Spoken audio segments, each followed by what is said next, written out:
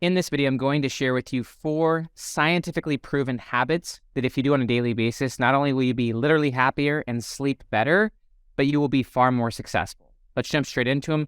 The first habit is to turn off your phone 60 minutes before bed. This is a very difficult thing. A lot of research shows that over 90% of people are looking at their phone literally in bed 10 minutes before bed. Now, what happens is that most people are scrolling. There's actually research that shows that people are literally procrastinating sleep to just keep scrolling reactively. I love the book Outwitting the Devil by Napoleon Hill. He said you're either definitive or you're a drifter. You're either being definite about your purpose and your future, or you're being a drifter. If you're being a drifter, that means that you're being acted upon by outside forces. I love the quote, how you do anything is how you do everything. If you're being a drifter, then it means that you're pretty much just letting the outside forces dictate who you are and what you do. And this is what happens when you're randomly scrolling. You're just drifting. And how you do one thing is how you do everything. And so if you're not definite about your future self and not definite about what you're up to, then essentially you're just drifting. And if you're drifting, then you're operating subconsciously and out of habit, and you're essentially a ship without a sail. Hey, Dr. Benjamin Hardy here, author of Be Your Future Self Now. A quick interruption to your YouTube video to invite you to go to futureself.com so that you can immediately download the one-page Future Self cheat sheet, as well as the full Future Self course and other goodies, all free. That's futureself.com. Now back to your YouTube video. So rather than scrolling and postponing sleep and setting up your future self tomorrow morning for disaster, there's a lot of research that shows that you just want to pull out your journal. Research shows that if you just write down 3 things at the end of your day that you're grateful for, write down 3 things from the day that you're grateful for, not only will you physically be happier, but research has shown you will sleep better. Rather than scrolling and staring at the screen and hyping up your brain and scattering your mind, which is going to impact you right before you go to bed and impact your subconscious, you want to train your mind to slow down. You want to actually output, not input. You're inputting if you're just staring at your screen, and it's going to negatively impact your sleep, but also it's going to negatively impact your subconscious while you're asleep, because your subconscious is literally formulating memories and perspectives and your identity. And so if you go to bed wandering, scrolling, drifting, inputting, not outputting, then you're going to wake up and start doing that exact same thing, because the habits that you formulate right before bed not only impact your subconscious, they impact what you do the next day. And so most people, they're scrolling at the end of the night, postponing sleep, then they wake up and they start doing the same thing. They immediately start drifting. They start being reactive, not proactive about their day. And so rather than inputting, you want to output. And although the research shows that gratitude is really powerful, me and Dan Sullivan, he is the founder of Strategic Coach, we actually wrote a book called The Gap and the Gain. And Dan has been coaching high-level entrepreneurs for 50 years. He actually has a practice that I think is even better than just writing 3 things you're grateful for. 3 things you're grateful for is powerful. But what Dan suggests is writing down 3 wins for the day. So in your journal, at the end of your day, you write down 3 wins from the day. So in psychology, there's a concept called selective attention. Selective attention means whatever you focus on, you create more of. And a lot of times at the end of the day, you might not have actually accomplished all that you wanted to. And then you might feel like a failure. And if you feel like a failure, then what you've done is you've framed the day as a loss or a failure. And that's essentially coding the day as a negative. And you don't want your past to be a negative. From a psychological standpoint, having a positive mental experience in the present means you have an increasingly better past and an increasingly bigger future. And how you frame the past determines whether or not it was good or bad. Even if you didn't accomplish all your goals, you want to write down, what are 3 wins that I got for today? And you actually train your brain to find those wins. And you just write them down. It could be honestly anything. You can define anything as a win.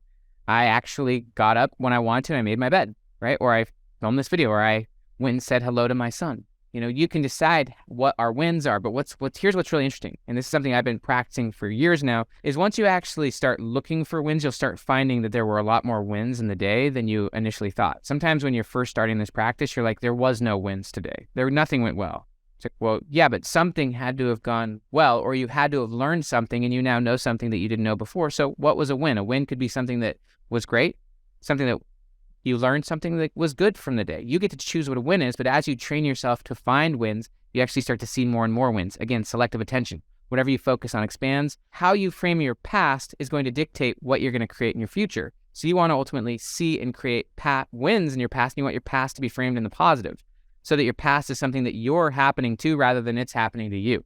It's happening for you, not to you, but also, and there's a great quote on this from Brent Slife. Brent Slife wrote a book called Time and Psychological Explanation. He was a theoretical psychologist. But he said it's more accurate to say that the present causes the meaning of the past than to say that the past causes the meaning of the present. not the past that's dictating who you are. It's who you are now that dictates what your past means. And you obviously want to continuously infuse greater lessons, meaning, and beauty. You can define at the end of the day what a beautiful day this was, and you can stack all those wins. And by the way, there's a lot of research in psychology that shows that confidence is actually the byproduct of past performance. And so looking at your wins and finding and creating wins not only boosts your gratitude, but it also boosts your confidence, and it frames the day as a lot more of a useful day. You're now increasing the value of today, and you now have a written record. Think about if you had a written record of all the wins from every day for a full year or for a decade. You could then go back to any day and be like, holy cow, that was a beautiful day. And it's you who determines how beautiful the day was. But also, what you focus on expands. When you start creating more wins from your past and from the day, then that immediately allows you to start creating more wins in your future. So just write down, spend 5 minutes on this, no more than 5 minutes, 3 to 5 minutes, rather than being in your phone, put it off so that you can actually start to slow things down and output. Write down the 3 wins you had for the day, or just give yourself 3 to 5 minutes to write down all the wins you could come up with, but then write down, this is something, again, we talked about in the gap and the gain, 3 wins you'll get tomorrow. And these should be focused on importance, not urgency. They should be high quality, low quantity. So what are the 3 most important wins you could get tomorrow? Those could be personal or professional, but they should be high quality and low quantity. There's a great quote from Jim Collins. He said, if you have more than 3 priorities, you have none. And applying the 80-20 principle, if you have 10 things on your to-do list, then that means that you're not operating in the 20% of things that matter. You're operating in the 80% of things that almost create no results. 80-20 rule says that 80% of your results comes from 20% of what you do. So if you have 10 items on your to-do list, delete 8 and just focus on the high quality ones that are actually going to have the biggest impact on your future self. So that's habit number 1. This is the habit that I honestly think might change your life more than any other, because now you're transforming the habit right before sleep, which is going to hit your subconscious. If right before bed you're writing down your wins from the day and you're ultimately deciding your wins for tomorrow, now you've trained your brain to frame the day as a win, and you're now going to bed feeling like a winner and seeing your wins for tomorrow. And subconsciously, what you see, you're going to create more of, and so you're going to feel like today was a great day and tomorrow's going to be even better. How you see your past is going to generate what you expect for your future, an increasingly better past, an increasingly bigger future. Tons of wins today, even more and better wins tomorrow. I'm going to be better tomorrow. That shapes your subconscious to see and expect and create more and more wins where you're always winning, always feeling progression, always feeling in flow, always feeling momentum. And you're operating on choice and output and on freedom, not on distraction and being a drifter. Habit number 2 is having a daily accountability partner. This should take no more than 2 minutes a day. There's a great law called Pearson's Law. And according to Pearson's Law, when performance is measured, performance improves. When performance is measured and reported back, the rate of improvement accelerates exponentially. And so I have an accountability partner. It's actually my assistant. And daily I send her my goals for the day. And then at the end of the day, I send her my results and my wins. Just by simply reporting your progress, you feel more accountable. And by feeling more accountable, you actually start to become more aware of your behavior. This is what accountability is really all about. And reporting progress is that it allows you to be aware. It's simply like tracking your eating. By simply writing things down, you start to become more aware. And self-awareness is in large part one of the keys to success. But also having accountability boosts your motivation to actually achieve the things you said you would. And achieving the things you said you would is how you build confidence. Confidence comes by making and keeping commitments to yourself and making and keeping commitments to others. So the simple act, 2-minute daily accountability, I suggest it being in a text to someone that matters to you. Text what you're going to do the night before. So for example, today I'm going to text the 1 to 3 things I'm going to accomplish tomorrow. And then tomorrow I'll report how I did at the end of the day, and I'll say my 3 wins for the next day. So this is just a cycle of visualizing what you're going to do, reporting your progress. It's okay if you didn't achieve them all, but the fact that you're reporting it keeps you honest with yourself, and it also boosts your motivation. Habit number 3 is to create something daily. There's a great quote from Ryan Holiday, the author, and he says to always be working on something. And this is actually something that Steven Pressfield talks about as well in his book, The War of Art. And this is the idea that you should always be working on something. People who are creative, if they put huge gaps of time in between a creation of a project, then your mind isn't actively working on something. Back to the idea of selective attention, your brain is always looking for what you're trying to accomplish. One of my favorite quotes actually comes from Dan Sullivan. He says, your eyes can only see and your ears can only hear what your brain is looking for. And so when you're always working on a project, then your brain is filtering all your information towards that project. So it's actually using your experiences constructively towards something. This is why Ryan Holiday says always be working on a book or always be working on a project. He's someone who's published at this point like 13 or 14 books, and he's extremely prolific because he's always working on a project. He never creates these big gaps of time where he's not working on something, because if you're not actively working on something, then essentially you're consuming a lot of input, but you're not channeling it towards anything constructive. It's wasted energy, and it's the opposite of applied learning. A lot of times we're learning all sorts of stuff, but we're learning stuff that's not filtered toward a goal, and so it's not applied, so we can't use it. So it's honestly wasteful. We're filling our heads with information, but not knowledge and wisdom. And so you ultimately want to cultivate the habit of creating daily, even if that's, for me, filming a video or writing a chapter, to always be constructively taking experience and turning it into something. And so cultivate the habit of creating. This will help you to channel your energy a lot more effectively and to build the habit of being a creator, not just a mindless consumer. Habit number 4 is a really big one. Most of the research in positive psychology shows that our relationships are one of the biggest indicators of our happiness as a person, our physical health, and our longevity. I was actually recently watching an interview from Warren Buffett, and he was talking about how he literally eats hot fudge sundaes and he consumes Coke, and he was talking about how happiness for him is a lot more important than what he eats. Yeah, I'm sure he sort of focuses on his health, but he literally drinks Coca-Cola. And it's not about what he eats, it's about his state of mind and his state of being. And so number 4 is really about improve your key relationships daily. Obviously, gratitude, sending gratitude notes or gratitude letters or making a phone call, and being interested more than trying to be interesting. There's also a great quote from a guy named Henry Eyring, and he said that if you approach every single person like they're going through something difficult in their life, like they're going through something really hard, you're going to be right more than 50% of the time.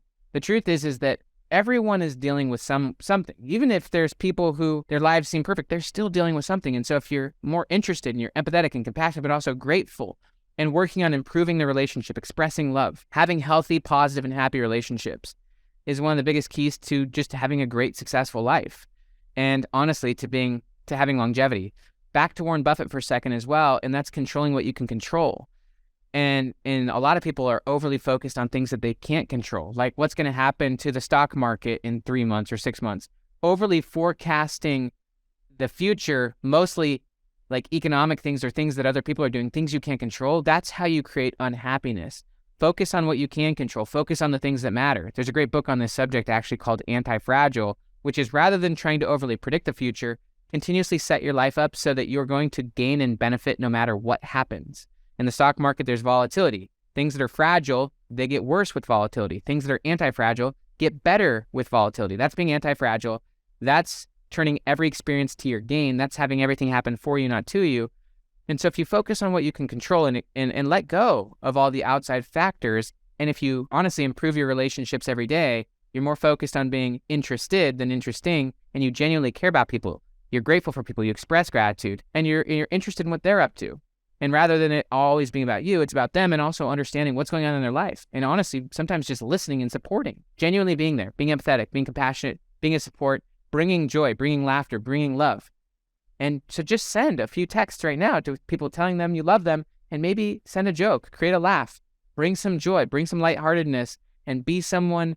I love this quote from Joe Paul. She said, be someone who others always want to answer the phone for, because you're always creating value, and you're also always bringing joy and fun, and you're expressing gratitude. So these are 4 habits from a psychological standpoint, and these are science-based, that if you do these things daily, you're going to be happier, you're going to sleep better, you're going to be focused on the important, not the urgent. You're going to weed out most of the trash in the world that doesn't matter. You're going to start living your life proactively, and you're going to be definitive in your purpose, and you're going to be framing your past continually positive, and you're going to have an increasingly useful, purposeful future. And your life is going to be about quality, not quantity. 80% of what you're consuming, I love the quote from Zig Ziglar. He said, your input shapes your outlook. 80% of what you're consuming is irrelevant and useless muddle in your brain. Let it all go. Focus on less but better. Improve your relationships daily, create daily, have 2-minute daily accountability, and at the end of the day, put your phone on airplane mode and focus on output, not input. Get in your journal for 3 to 5 minutes, write down 3 or more wins, frame your day as a win, set yourself up for success the next day, and set your subconscious up so that you sleep well and so that you create more and more of the life you want. Always be better, not bitter. Everything happens for you, not to you. Have a beautiful day.